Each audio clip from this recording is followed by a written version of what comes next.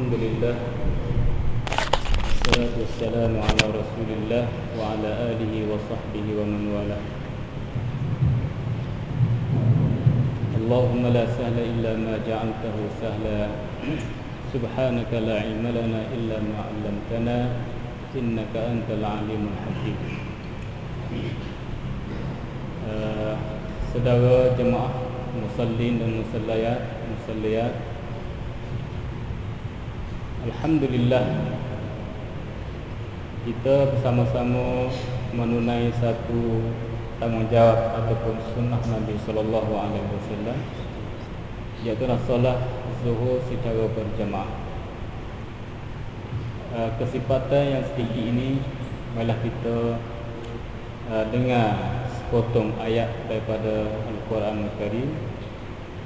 Allah Subhanahu wa taala berfirman di dalam Al-Qurannya mengenai dengan Al-Masjid. Di dalam surah An-Nur ayat yang ke-30 ni, A'udzubillahi minasyaitonirrajim, fi buyutin azinallahu an turfa'a wa yuzkara fiha ismuhu yusabbihu lahu fiha bil ghuduwi wal asal. Fi buyutin azinallahu an turfa'a wa yuzkara fiha ismuhu yusabbihu lahu fiha bil ghuduwi wal asal. Sadaqallahul azim. Di mana ayat yang pendek ini terkandung 3 perintah asasi. Yang pertamanya, Allah Subhanahu wa taala perintah supaya kita semua ni menghormati masjid. Fi buyutin adzinallahu an turfa'. Dan perintah yang keduanya, Allah Subhanahu wa taala suruh kita ni ataupun suruh supaya nama-nama Allah ni disebut di dalam masjid. Dalam ayat ni iaitulah membaca Al-Quran, seperti mana yang ditafsirkan oleh mufassirun. Dan yang ketiganya ialah perintah supaya solat fardu khususnya ditunai di dalam masjid juga. 3 perintah asas ni adalah terkandung di dalam ayat yang sedikit ini. Jadi solat fardu merupakan satu kewajipan, dan dengan ijma' ulama merupakan fardu di dalam al-Islam ni, bukan satu rukun daripada rukun-rukun Islam yang 5. Itu tidak syak lagi. Dan yang keduanya iaitulah membaca Al-Quran. Jadi wa yuzkara fiha ismuhu, hak ni dimaksudkan di sini ialah membaca Al-Quran di dalam masjid. Itu pun satu perkara yang penting bagi kita sebagai orang Islam ni, terutamanya kepada pelajar-pelajar dan student kita semua tu. Membaca Al-Quran adalah satu benda yang penting dan dilakukan di dalam masjid berdasarkan kepada perintah Allah Ta'ala di dalam ayat. Yang ketiganya iaitulah Allah Ta'ala perintah kepada kita semua supaya membesarkan masjid. Fi buyutin azinallahu an turfa'. Jadi Al-Hasan ni dia kata, ma amarallahu an turfa' bil bina'. Itu pandangan Al-Hasan Al-Basri.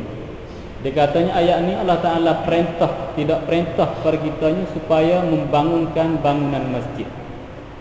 Diangkat di sini bukan angkat al-bina, tetapi walakin bita'zim, kata dia, tetapi dengan membesarkan masjid. Walaupun bina masjid tu adalah kelebihan dia, tidak dinafikan. Membina masjid adalah satu kelebihan besar bagi kita. Dan siapa dia mutabarri'in, bina masjid adalah satu benda yang penting. Sehingga Nabi katanya, siapa dia bina masjid untuk Allah Ta'ala, maka Allah Ta'ala akan bina untuk dia satu mahkota di dalam syurga. Itu bina bangunan.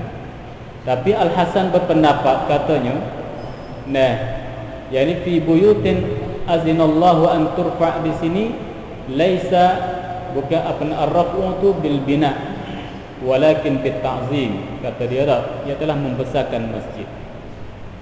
Tidak syak kalau dalam masjid tu apa ni baitun min buyutillah, dah seperti mana Kaabah baitullah, dah mempunyai kelebihan dan juga diwajibkan supaya membesarkan Kaabah, maka masjid pun adalah sama dah dari segi apa ni mempunyai kelebihan yang tersendiri.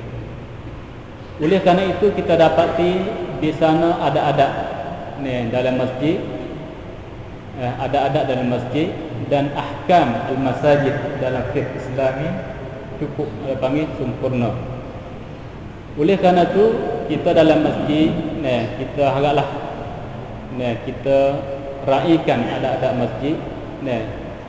Jadi pada satu kali Nabi SAW dapat mengetahui salah seorang sahabat dia tu cari barang dia yang tercicir, cari dalam masjid, sehingga kan dia tu wawa dalam masjid. Siapa-siapa dia temu barang ku hak jatuh ni, yang tercicir ni, mintalah hantar balik. Apabila Nabi mendengar ataupun tahu berita ni, Nabi murid, Nabi berdoa supaya harta dia tu tidak apa ni tak sampai temulah. Maksud gitulah. Tu dia. Oleh kerana tu kalaulah barang jatuh tu jangan bawa masjid, sebabnya payah temu. Kerana Nabi tu yang berdoa supaya tidak apa ni harta yang jatuh tu tidak mudah diketemui mula. Apabila iklan dalam masjid. Itu di antara adab dia. Adab yang waris daripada Nabi sallallahu alaihi wasallam. Yang keduanya ialah apa ni bercakap-cakap dalam masjid sehingga mengganggu orang sembahyang. Ini pun satu perkara yang patut kita raih juga. Itu dia. Jadi kita salah berjemaah dah tu, harap-harapnya kita tu dapat pahala seperti mana yang dijanji oleh Allah Nabi sallallahu alaihi wasallam keluar. Tetapi sayangnya kalau kita lepas salah tu bercakap besar pula, mengganggu orang sembahyang di belakang sebelah tu, maka kita kebawa dosa bersama dengan pahala tubik masjid.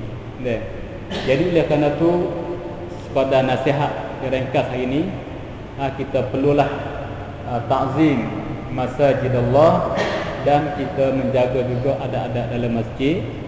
Kalau bolehnya pihak mas'ul tu dapatkan kepada kita semua tu apa dia adab-adab dalam masjid tu, supaya kita boleh tahu dan kita amal bersama. Aqulu qawli hadza wa astaghfirullahal azim li wa lakum. Wassalamu alaikum warahmatullahi wabarakatuh.